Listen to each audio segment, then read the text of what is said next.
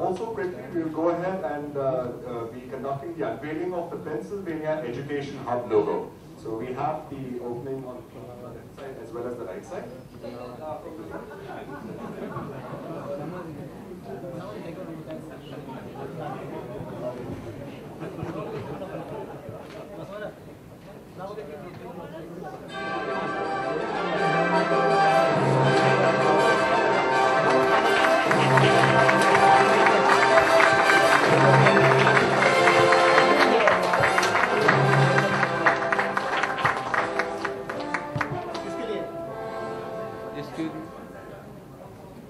Thank you so much. Gentlemen, we can have one quick photo opportunity against the logo.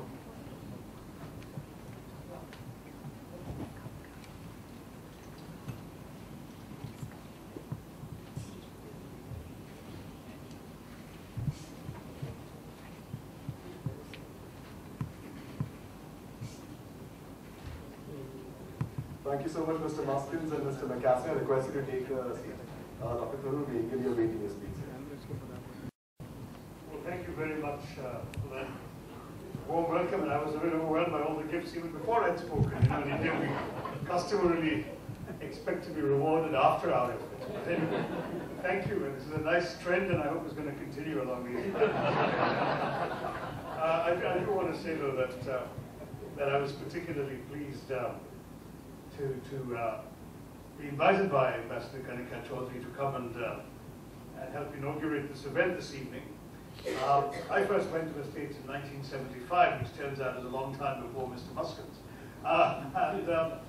And on that occasion, I mean, I must say Pennsylvania was one of the places I was most interested in. During my rather long stint in that country, working for the United Nations, I did quite often wander into Pennsylvania. Quite apart from the Liberty Bell and all the nice things that our MC has mentioned, it's also the cradle of cricket in the United States, which many Indians will probably value more.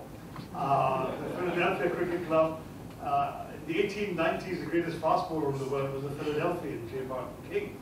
And Haverford College, which was mentioned by, I think by you, Mr. Muskins, is one of the few colleges in the United States which still has a cricket team. So actually, usually captained by an Indian student or a Sri Lankan student, but they have a cricket team at Haverford.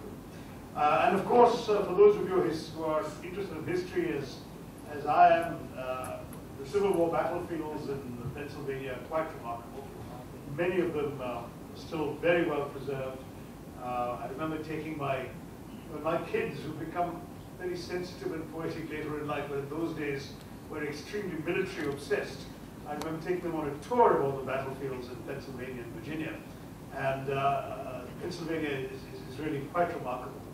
And the Gettysburg Address that many of you have heard about, which Lincoln delivered, it's sort of, I mean, the Gettysburg Address is sort of the Tryst with Destiny speech equivalent, and composed in exactly the same way, written on the back of an envelope in the middle of great stress and drama, and then delivered for posterity.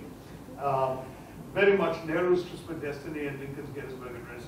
Gettysburg is in Pennsylvania.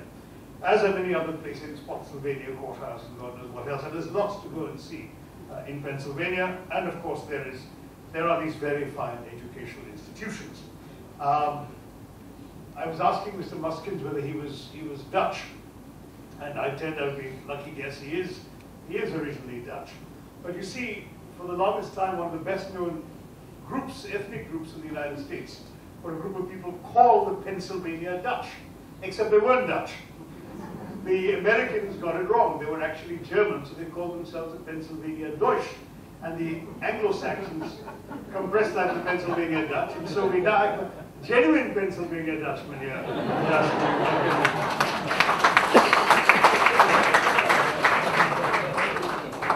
Anyway, I'm just delighted here to be here to launch this global initiative of the state of Pennsylvania to establish this hub, Penn Hub, I'm told it's going to be called, as a platform for exchanging ideas, knowledge, and skills in the field of higher education, which really adds to the expanding association of India with universities abroad. And I'd like to congratulate everybody at both the idea end and the receiving end of this initiative.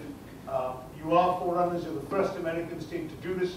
And unless Mr. McCaslin corrects me, I don't believe there is a federal equivalent This is it. This is the first real venture to have a hub for all educational institutions in a particular part of America. And so real congratulations through you to the governor and the people of Pennsylvania. Now, from my point of view as a former education minister in this country, I mean, collaborations with various countries in the field of education is something I always attached a lot of importance to. I believed we needed to do it much more than ever before because the demand in India is so great that we are simply not able to cope with the number of institutions we have in our country. And that's something that we really have to acknowledge. I mean, when 100,000 Indian students go to America every year, or whatever it is, 40, 50,000 now go to Australia every year, and comparable numbers to Britain, to Europe, and so on. We are not only showing that Indians have an international sensibility and are curious and interested and willing to go and explore the rest of the universe, and particularly to acquire knowledge and widen their horizons. We're also acknowledging that we really can't do it all by ourselves in this country. We don't have enough quality institutions to attract and keep the kids who are getting into American universities. So we have been quite consciously, my government, before the present one, was quite conscious about expanding this. We concluded the trilateral memorandum of understanding with Brazil and South Africa as far back as 2007. We did this with we did the same thing with the British High Commission, the MOU in 2008 for an India-UK higher education leadership development program. In 2009, we expanded this to include the European Union, and separately the Czech Republic. But the biggest of all, undoubtedly, and the most ambitious and far-reaching, was the India-US educational partnership, as the Minister Councillor, Mr. McCaston, reminded us. The 2009 Singh-Obama Knowledge Initiative, or SOKI as these bureaucrats often abbreviate it to, was a very important step in actually developing Indo-US collaboration, in providing faculty exchanges, joint research and collaborations in critically important fields such as climate change, public health, sustainable development, and food security. But this hub is not restricted to any particular areas. They basically come and said, all educational institutions teaching all subjects, and I think it's terrific that a state from the US has come forward to partner with various Indian educational institutions, including the ones who are represented here, and of course the ones who haven't made it yet through Bombay's favor of traffic. Now, the presence of foreign institutions under this kind of framework does have an important influence. It's a limited influence, but a good influence on the education landscape of our country. I would say that we need to see more and more of a strategic educational partnership with the US. We need to see more intercultural appreciation. I didn't know about the business part of the hub, and I was invited here to talk about education. But I must say that business collaboration is increasing greatly between the two countries. And that requires the people of the two countries to appreciate each other and understand each other better. And therefore, I mean, to have an opportunity through education and through educational interconnections to actually give you a chance to know each other better will actually, I believe, be good for the Indo-US business relationship as well. It might lead Indians with a dangerous impression that the best state in America is Pennsylvania. And I'm sure Californians and Texans and New Yorkers will all have their own opinions about that. But that's their problem for not having been the first of the race.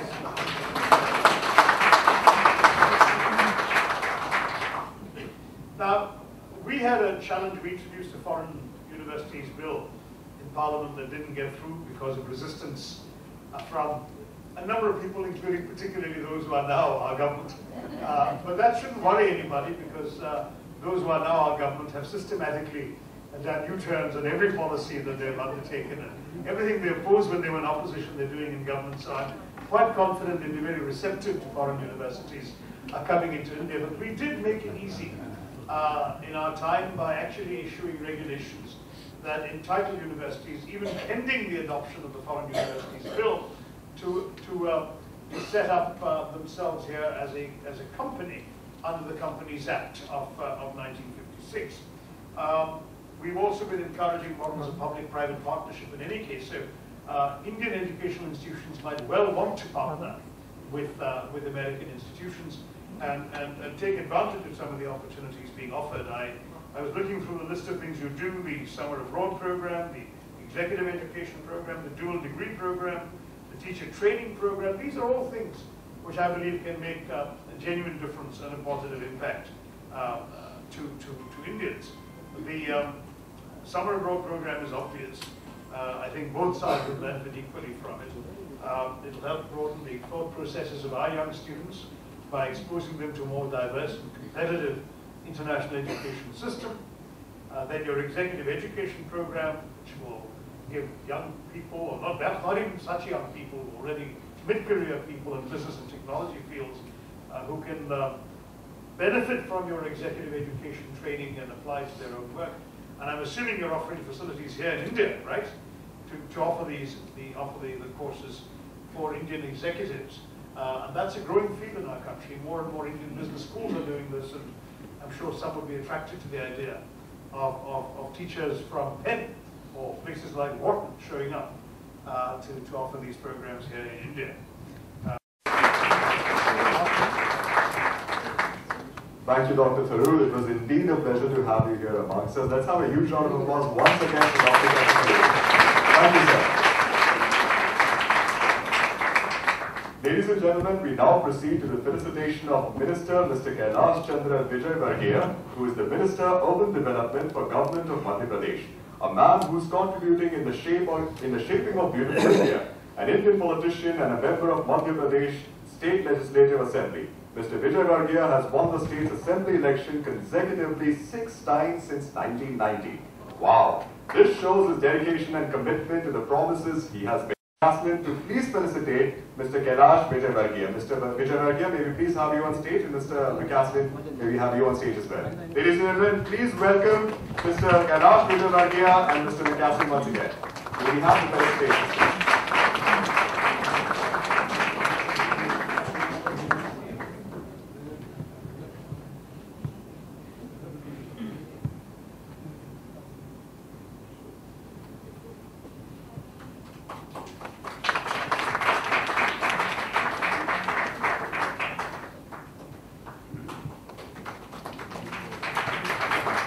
Thank you, ladies and gentlemen. Mr. McCaslin, I request you to kindly stay on stage with us. Mr. McCaslin, if you can please. Ladies and gentlemen, let's applause for the man who's shaping our dreams into reality. Let's have a round of Still. Still.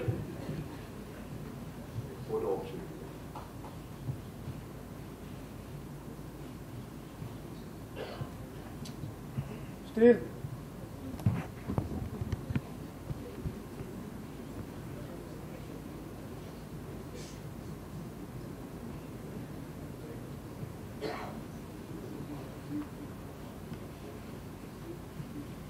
Gentlemen, I just wanted to add, Raju is a dear and personal friend, and now, Mr. Muskin is, of course, a friend to our state. And I remember telling Raju, but the commitment is that I want to congratulate you, Raju, because I know you're the only friend I have in Bollywood the state has. But we do want to say that your contribution in film and education and your ideas have actually made us do a lot of thinking.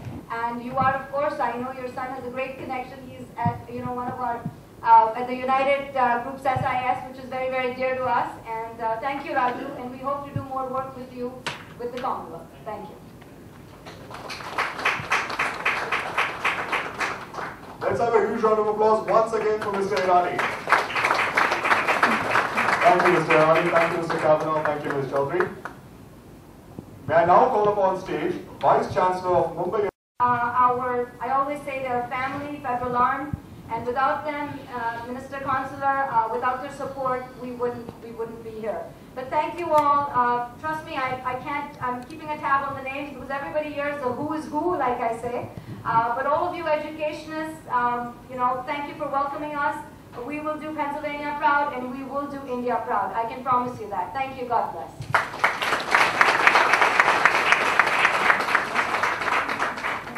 Thank you, Ms. Chaudhary. Ladies and gentlemen, with this... बात बाहर हो ना भाई एकदम तो नहीं जा रहा वो इधर मिले अब वो बात देखा नहीं भाई इनके साथ चले अपना पानी यहाँ पे वीडियो बैठे फुटेज लेने दो फुटेज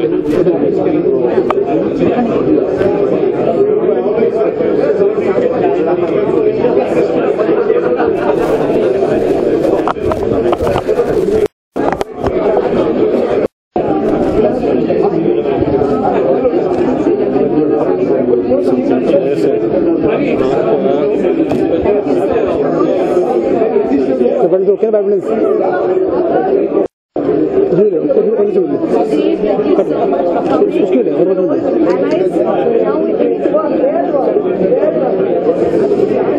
साउंड फटे ना साउंड तो फटे ना बाहर बिल्कुल बाहर बाहर बाहर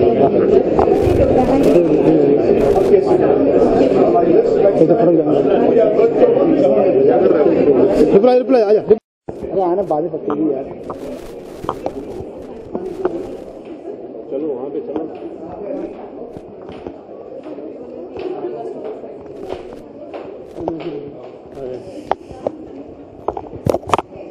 सर एक क्वेश्चन सर एक लास्ट सर मतलब लास्ट सर क्या करना शिक्षा के लिए कितना इम्पोर्टेंट है सर ओनली लास्ट